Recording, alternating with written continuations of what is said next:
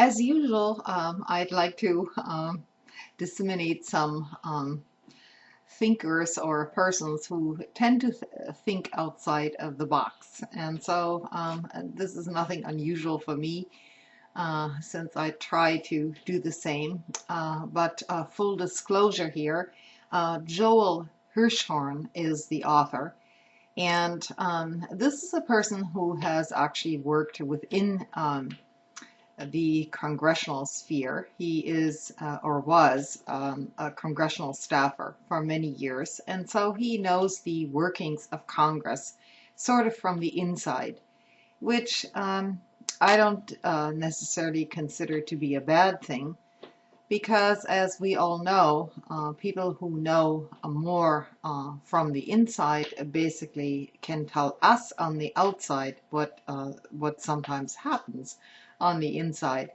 You know, that very much goes along the lines of Daniel Ellsberg, a famous whistleblower who published the Pentagon Papers and so on.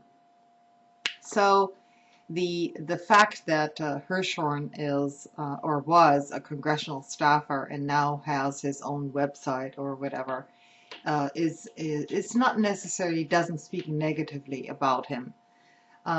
There was a very interesting essay that he wrote, and I'm going to share this with you. It's probably going to be another one of those 2 or 3 part videos of mine. And like some of my viewers said, I shouldn't apologize for the 3 part videos because I'm just trying to disseminate more in-depth information which simply doesn't get out there. And so here it is. It was an article, I think you can still find it somewhere on the net. Anyway, the name of the author is Joel Hirschhorn. Perhaps a global political apocalypse has already arrived. That was the opening line, and I think that was published on the Boomin Tribune, you know, on the net. Activists and dissidents should understand that evil forces and tyrannical governments have evolved. Just as human knowledge and science expand, so do the strategies and instruments used by rulers, elites, and the plutocrats. By learning from history and using new technology, they have smarter tools for tyranny. The best ones prevent uprisings, revolutions, and political reforms.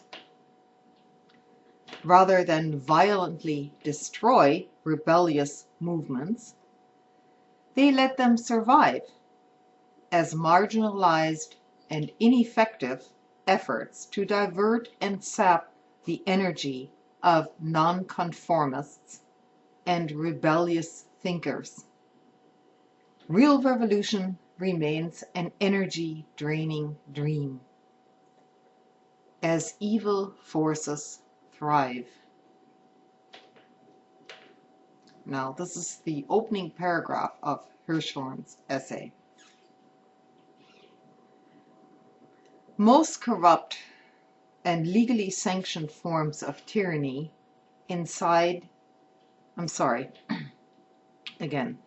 Most corrupt and legally sanctioned forms of tyranny hide in plain sight as democracies with free elections.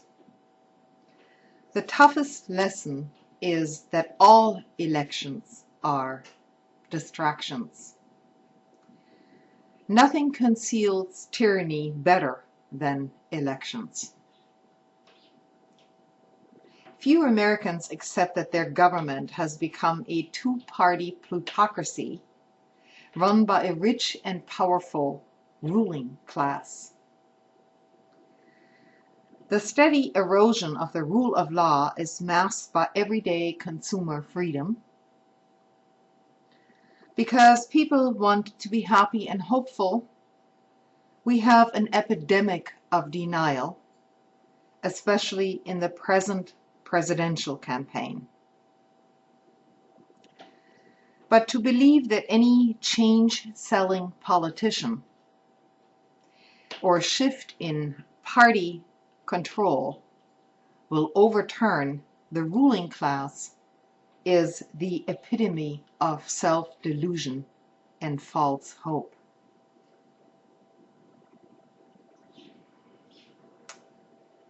In the end, such wishful thinking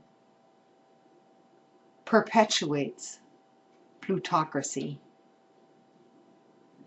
Proof is that plutocracy has flourished despite repeated change agents, promises of reform, and partisan shifts.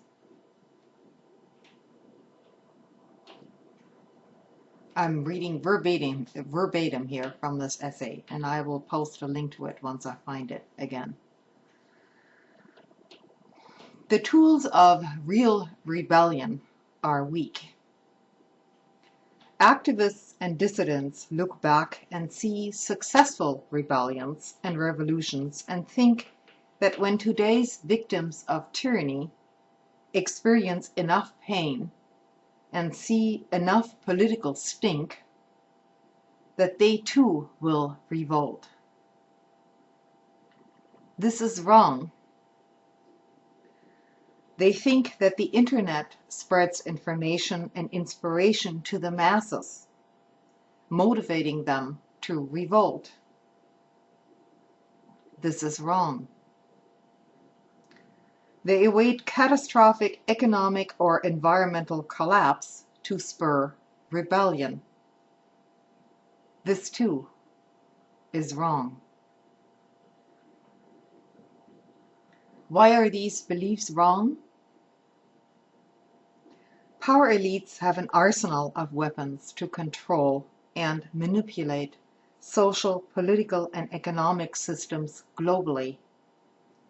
Corruption of public officials that make elections a sham, corporate mainstream media that turn news into propaganda, manipulation of financial markets that create fear for the public and profits for the privileged, false free trade globalization that destroys the middle class everywhere, rising economic inequality that keep the masses time poor and financially insecure, intense marketing of pharmaceuticals that keep people passive, and addictive consumerism, entertainment, and gambling that keep people distracted and pacified.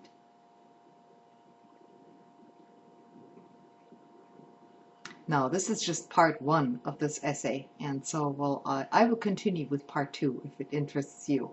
I'll follow up with this probably in a few hours. Thanks.